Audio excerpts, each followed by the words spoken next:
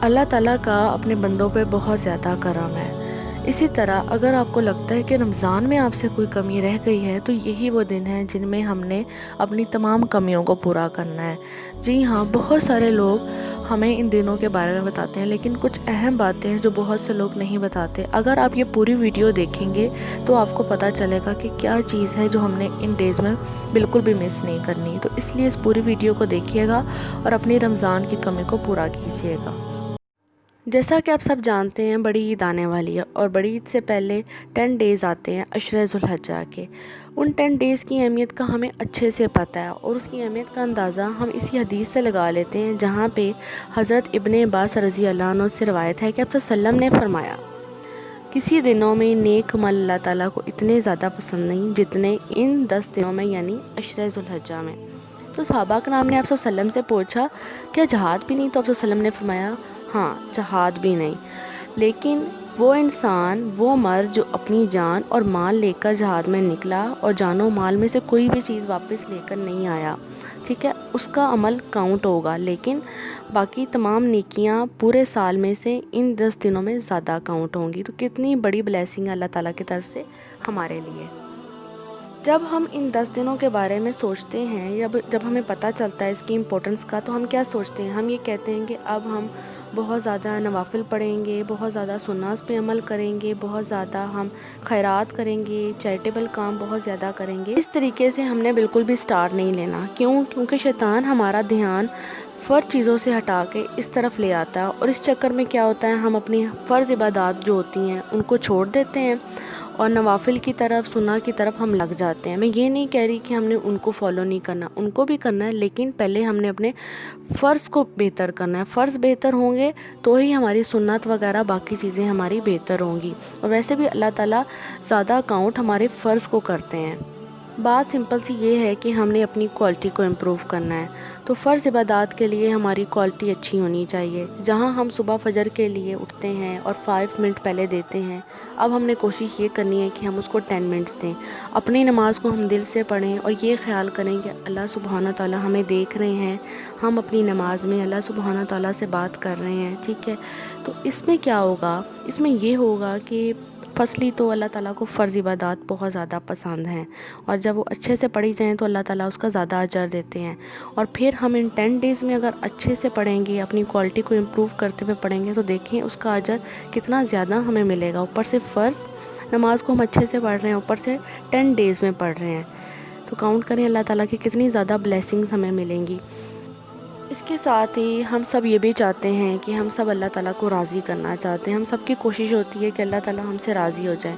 اس کے لیے آپ نے اپنے آپ سے 2 کوسچنس پوچھنے ہیں، ٹھیک ہے۔ وہ ابھی آپ چاہتے ہیں تو اپنی ڈائری پہ نوٹ ڈاؤن بھی کر لیں، یہ بہت امپورٹنٹ کوسچنز ہیں۔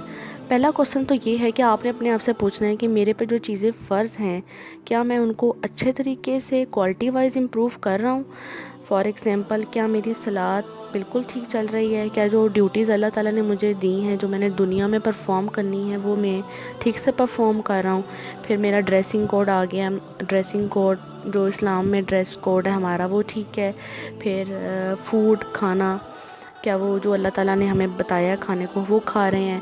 پھر اسپیکنگ ایتھکس آ جاتے ہیں، جو کس طرح سے ہم نے لوگوں سے بات کرنی ہے، یہ سب کیا یہ سب ہم پرفارم کر رہے ہیں؟ یہ سب چیزیں، تو ان چیزوں کو آپ نے اپنے فرسٹ کوسچن میں دیکھنا ہے، ٹھیک ہے۔ اب سیکنڈ کوسچن بھی ہم آ جاتے ہیں۔ سیکنڈ کوسچن یہ ہے کہ کیا میں ان سب چیزوں سے دور ہوں جن سے اللہ تعالیٰ ناراض ہوتے ہیں؟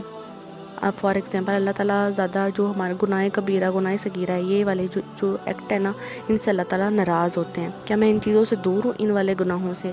تو ان چیزوں کو آپ نے دیکھنا ہے۔ اگر تو آپ نے یہ دونوں کوسچنز آپ نے ٹھیک سے دیکھ لیے کہ آپ ان میں ٹھیک چل رہے ہیں دونوں کوسچنز میں، تو اس کا مطلب آپ سیدھے راستے پہ ہیں، ٹھیک ہے۔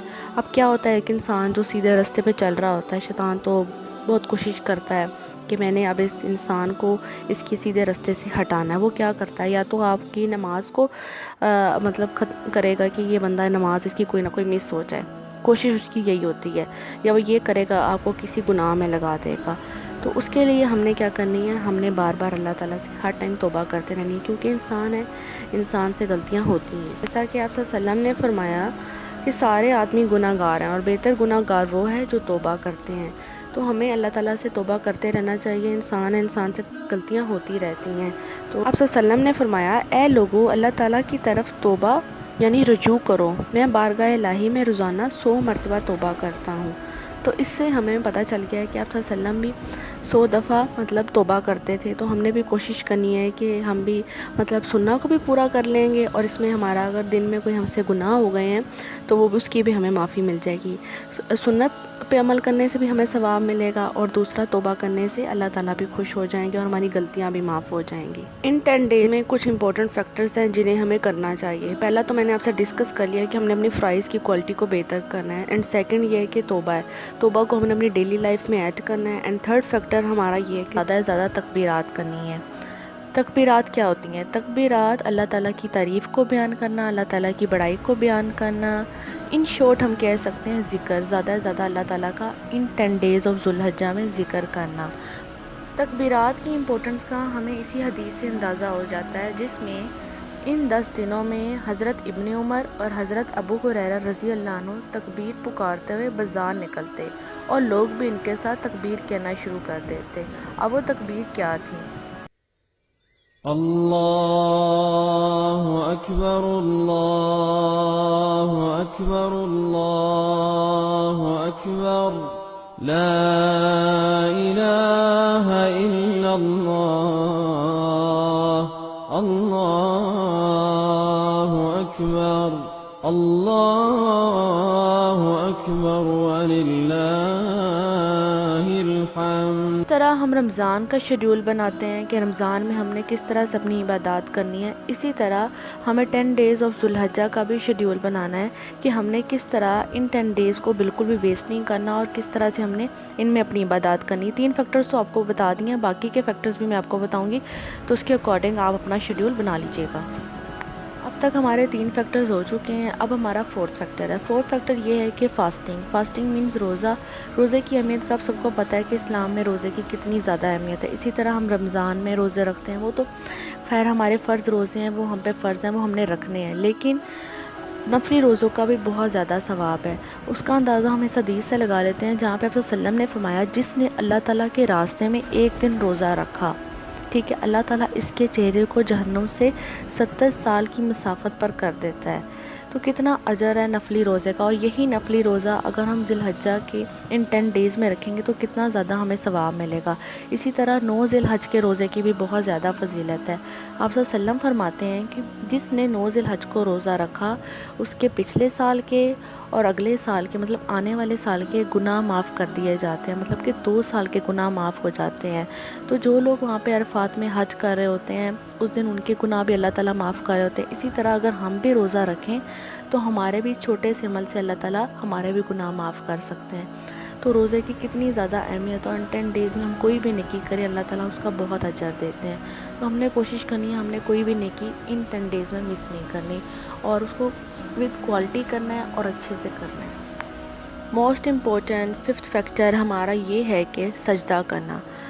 کیونکہ آپ سب کو پتہ ہے کہ شیطان نے اللہ تعالیٰ کو سجدہ نہیں کیا تھا، اس لیے آج تک جب بھی وہ انسان کو سجدہ کرتے ہوئے دیکھتا ہے تو اسے بہت برا لگتا ہے. تو اس لیے ہمیں چاہیے کہ ہم زیادہ سے زیادہ سجدہ کیا کریں. اس سے ایک تو شیطان کو برا لگتا ہے، اور دوسرا صحیح مسلم کی حدیث میں آپ صلی اللہ علیہ وسلم نے فرمایا، ایک انسان، ایک مومن اللہ تعالیٰ کے قریب سب سے زیادہ تب ہوتا ہے جب وہ اللہ تعالیٰ کو سجدہ کرتا ہے. اور دوسری بات آپ سب یہ بھی یاد رکھیں کہ جو بھی آپ نماز پڑھیں اس کو ہمیشہ اپنی آخری نماز سمجھتے ہوئے پڑھیں، کیونکہ ہمیں نہیں پتہ کون سی نماز ہماری آخری نماز ہو. اور سب سے اچھی موت یہی ہے کہ جس میں اللہ تعالیٰ آپ سے راضی ہو جائے. اور اللہ تعالیٰ آپ سے راضی تب بھی ہوگا جب ہمارے فرائض کی کوالٹی اچھی ہوگی، جب ہماری نمازیں اچھی ہوں گی. پھر ہمارے لیے کوئی چیز میٹر نہیں کرتی، دنیا کی کوئی بھی چیز میٹر نہیں کرتی جب اللہ تعالیٰ ہم سے راضی ہے. تو ہمارا مین فوکس دنیا میں یہی ہونا چاہیے کہ ہم نے ایسے کام کرنے ہیں جس سے اللہ تعالیٰ راضی ہو. اور اگر غلطی سے کبھی کوئی ایسا کام ہو گیا تو اس میں ہم نے اللہ تعالیٰ سے توبہ کرنی ہے. اللہ سبحانہ تعالیٰ کی اپنے بندوں پہ بہت ساری بلیسنگز ہیں، اتنی ساری بلیسنگز ہیں کہ ہم ان کو کاؤنٹ بھی نہیں کر سکتے.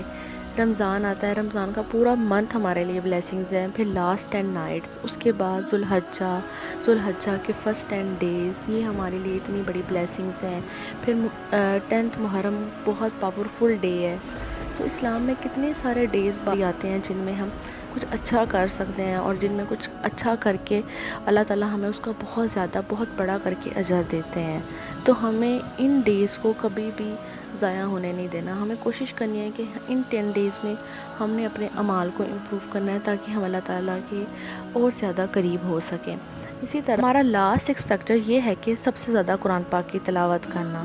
اب سب سے زیادہ سے آپ کو یہ لگ رہا ہوگا قرآن پاک کی بہت زیادہ تلاوت کرنا، نہیں، منیمم ہمیں مارننگ میں ایک قرآن پاک کی ورس پڑھنی چاہیے۔ اس سے کیا ہوتا ہے، مارننگ میں پڑھنے سے یہ ہوتا ہے قیامت والے دن قرآن پاک ہماری گواہی دے گا۔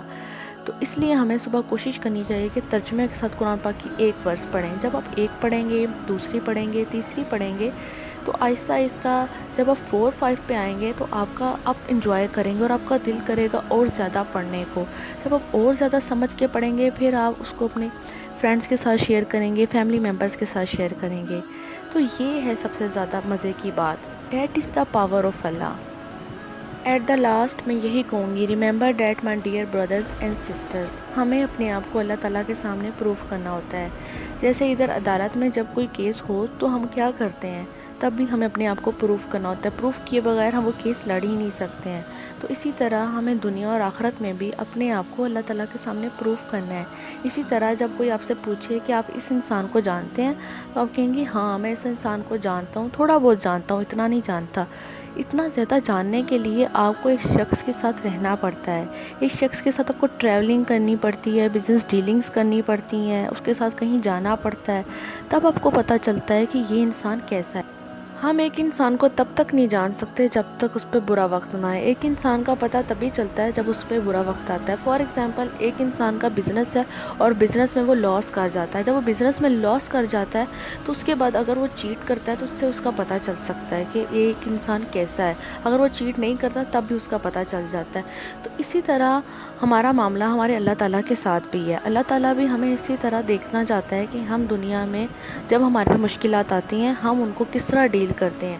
ایک شخص ہوتا ہے وہ اللہ تعالیٰ سے کوسننگ شروع کر دیتا ہے، یہ سب سے برا ایکٹ ہے جو انسان کوسننگ شروع کر دیتا ہے کہ اللہ تعالیٰ آپ نے میرے ساتھ یہ کیوں کیا اور میرے ساتھ یہ سب کچھ کیوں کیا، آپ کو میرے ساتھ ایسا نہیں کرنا چاہیے تھا، میں نے اتنا کچھ کیا ہے۔ تو یہ ہمارا ایکٹ برا ہے۔ اسی طرح جو دوسرا شخص ہوتا ہے جو مومن ہوتا ہے وہ اللہ تعالیٰ پہ بھروسہ کرتا ہے، اس کو اللہ تعالیٰ پہ یقین ہوتا ہے اور وہ پرابلمس میں اللہ تعالیٰ کو ہی یاد کرتا ہے اور اللہ تعالیٰ سے ہی مدد مانگتا ہے۔ میری ایک بات آپ لوگ یاد رکھیں کہ آپ کی جو پرابلمس ہوتی ہیں وہی آپ کو ڈیفائن کرتی ہیں کہ آپ کیا ہو۔ آپ کی پرابلمس آپ کو نہ صرف اللہ تعالیٰ کے آگے ڈیفائن کرتی ہیں، آپ کو لوگوں کے سامنے بھی ڈیفائن کرتی ہیں کہ آپ اصل میں کیا ہو۔ اس میں کوئی شک نہیں ہے کہ انسان پہ کبھی کبھی ایسا برا وقت آتا ہے کہ اس نے اس چیز کے بارے میں ایکسپیکٹ بھی نہیں کیا ہوتا اور وہ چیز اس کے ساتھ ہو جاتی ہے۔ بزنس میں بہت زیادہ لاس ہو جاتا ہے، جس کو ہم بہت زیادہ کسی انسان کو ہم پسند کرتے ہیں، جو ہماری لائف میں سب سے بیلوڈ انسان ہوتا ہے وہ اس دنیا سے چلا جاتا ہے، یا کوئی انسان ہمیں بہت برا دھوکہ دے دیتا ہے جس کے بارے میں ہم نے سوچا بھی نہیں ہوتا۔ تو لائف میں اس طرح کی بہت ساری چیزیں ہوتی ہیں، لیکن ان ساری چیزوں پہ ایٹ دیٹ ٹائم ہم نے اپنے آپ کو پروف کرنا ہوتا ہے۔ اگر ہم اس ٹائم پہ اپنے آپ کو پروف نہیں کریں گے تو بعد میں اس کا کوئی فائدہ نہیں ہوتا۔ اللہ تعالیٰ سے یہی دعا ہے کہ اللہ تعالیٰ ہمیں کبھی بھی کوئی مشکل وقت آئے تو ہمیں اس پہ اپنے آپ کو پروف کرنے کی توفیق عطا فرمائے۔ بے شک ہم مشکلات کے آزمائشوں کے قابل نہیں ہیں، لیکن اللہ تعالیٰ پھر بھی ہماری مدد فرمائے۔ جب بھی ہم اپنے آپ کو پروف کرنے کی کوشش کرتے ہیں، ٹرسٹ میں اللہ تعالیٰ ہماری مدد کرتے ہیں، تب ہمیں کسی کے سہارے کی ضرورت نہیں ہوتی۔ تو اللہ تعالیٰ سے یہی دعا ہے اللہ تعالیٰ ہم سب پہ اپنا کرم فرمائے، اللہ تعالیٰ اس دنیا اور آخرت میں ہمارے لیے آسانیاں پیدا فرمائے اور جنت الفردوس میں ہم سب کو گھر دے۔ آمین ثم آمین۔ مجھے اور پوری دنیا کو اپنی دعاؤں میں یاد رکھیے گا۔ اللہ حافظ۔